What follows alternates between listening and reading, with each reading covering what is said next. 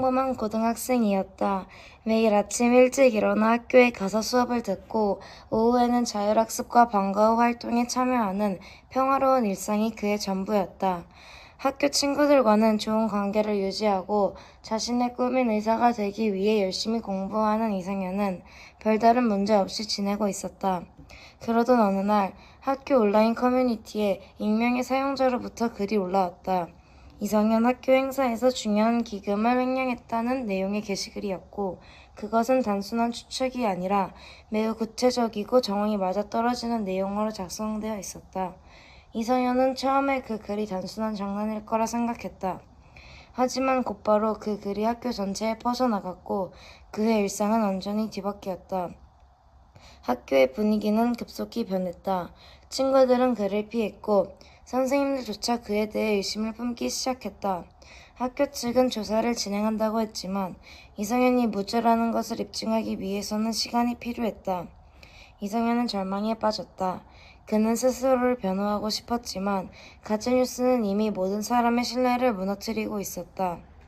그날 저녁, 이성윤은 자신의 방에서 혼자 생각에 잠겨 있었다. 창밖으로 보이는 어두운 하늘과 비 오는 소리가 그를 더 슬프게 했다. 그는 자신이 어떻게 이런 상황에 처했는지 이해할 수 없었다. 왜 이런 일이 나에게 일어난 걸까? 이성윤은 스스로에게 물었다. 아무리 생각해도 그 질문에 대한 답은 나오지 않았다.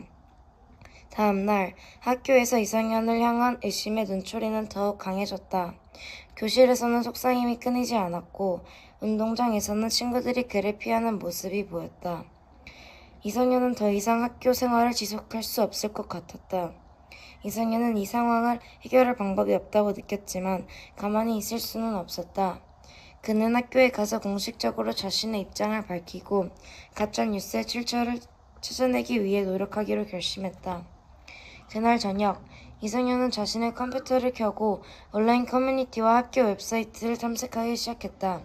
그는 가짜뉴스의 출처를 찾기 위해 게시글과 댓글을 하나하나 살펴보았다.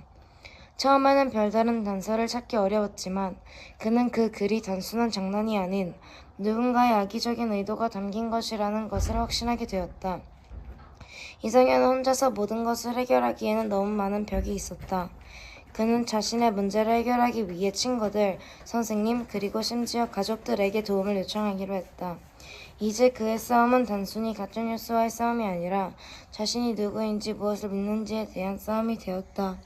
이성현은 이 과정을 통해 어떤 진실을 찾아내게 될지, 그리고 자신이 이 싸움에서 이길 수 있을지에 대해 불안과 희망이 교차하는 마음으로 그날 밤을 맞이했다.